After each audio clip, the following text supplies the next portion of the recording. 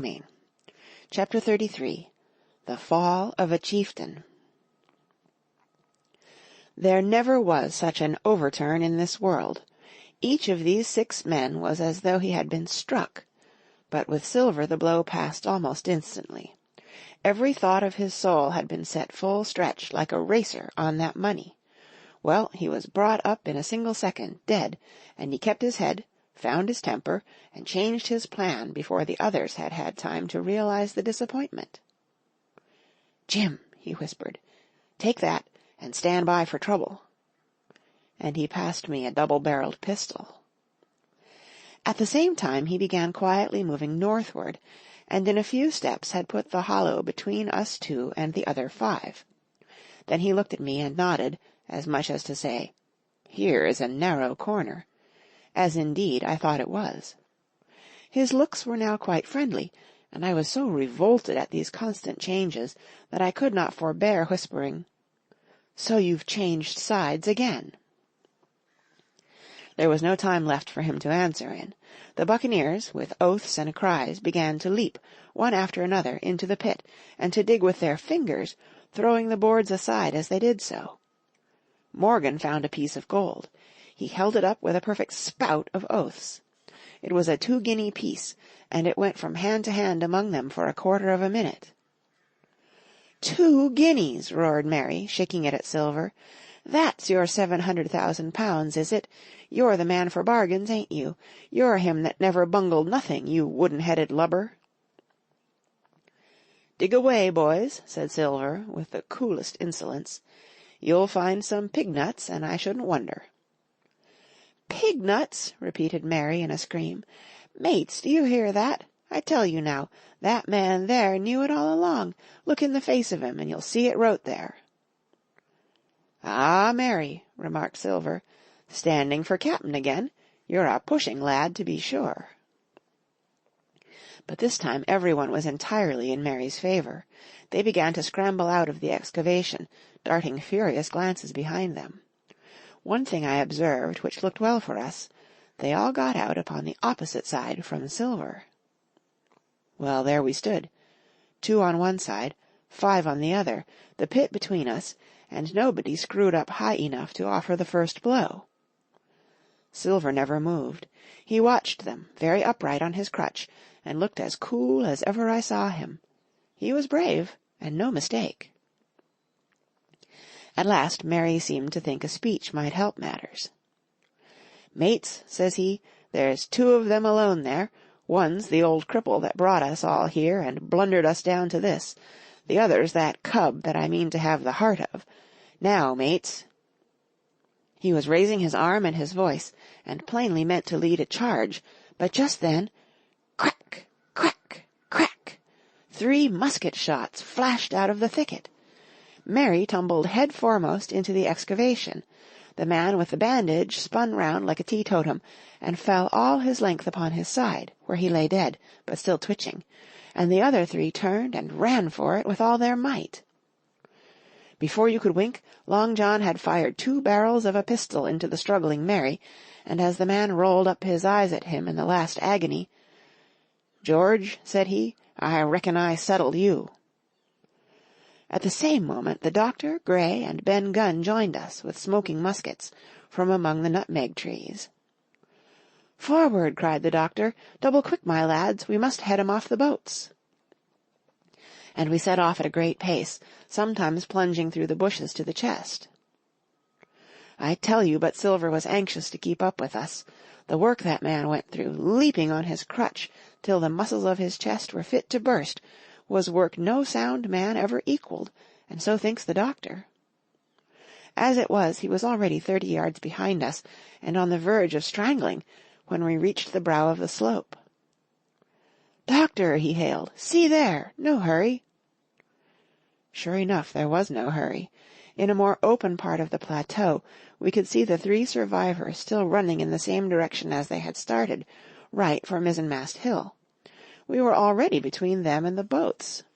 And so we 4 sat down to breathe, while Long John, mopping his face, came slowly up with us. "Thank you kindly, doctor," says he. "You came in about the nick, I guess, for me and Hawkins. And so it's you, Ben Gunn," he added. "Well, you're a nice one, to be sure." "I'm Ben Gunn, I am," replied the Maroon, wriggling like an eel in his embarrassment. "And," he added, after a long pause, "how do, Mr. Silver? Pretty well, I thank ye, says you." "Ben, Ben," murmured Silver, "to think as you've done me." The doctor sent back Gray for one of the pickaxes, deserted in their flight by the mutineers, and then as we proceeded leisurely downhill to where the boats were lying, related, in a few words, what had taken place. It was a story that profoundly interested Silver, and Ben Gunn, the half-idiot Maroon, was the hero from beginning to end.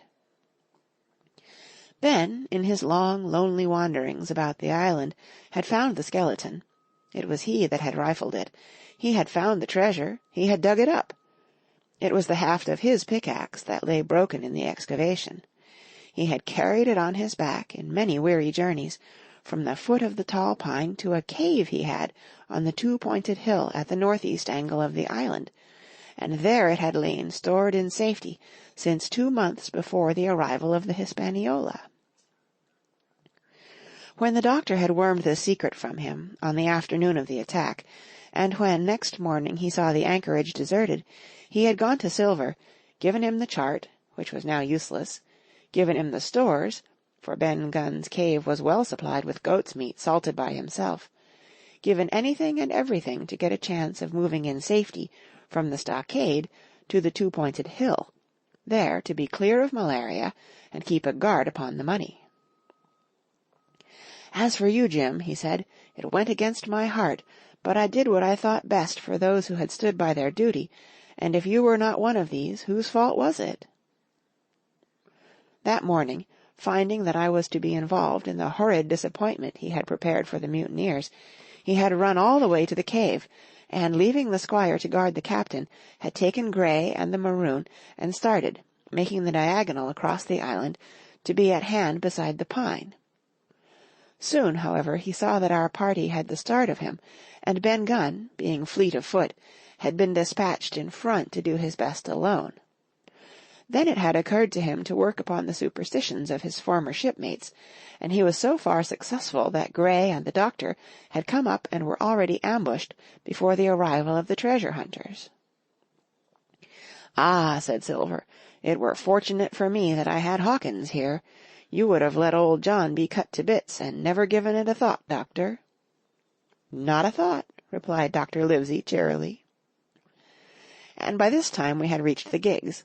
The doctor, with a pickaxe, demolished one of them, and then we all got aboard the other, and set out to go round by sea for North Inlet.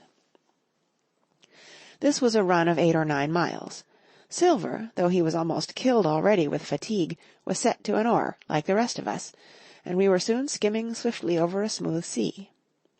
Soon we passed out of the straits and doubled the southeast corner of the island, round which, 4 days ago, we had towed the Hispaniola. As we passed the two-pointed hill, we could see the black mouth of Ben Gunn's cave, and a figure standing by it, leaning on a musket. It was the squire, and we waved a handkerchief and gave him 3 cheers, in which the voice of Silver joined as heartily as any. 3 miles farther, just inside the mouth of North Inlet, what should we meet but the Hispaniola, cruising by herself? The last flood had lifted her, and had there been much wind, or a strong tide current, as in the southern anchorage, we should never have found her more, or found her stranded beyond help. As it was, there was little amiss beyond the wreck of the mainsail. Another anchor was got ready, and dropped in 1.5 fathoms of water. We all pulled round again to Rum Cove, the nearest point for Ben Gunn's treasure house, and then Gray, single-handed, returned with the gig to the Hispaniola, where he was to pass the night on guard. A gentle slope ran up from the beach to the entrance of the cave.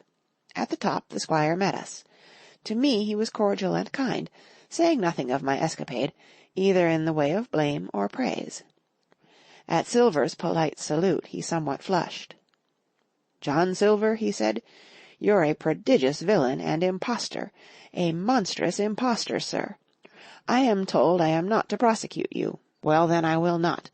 But the dead men, sir, hang about your neck like millstones." "Thank you kindly, sir," replied Long John, again saluting. "I dare you to thank me," cried the squire. "It is a gross dereliction of my duty. Stand back." And thereupon we all entered the cave.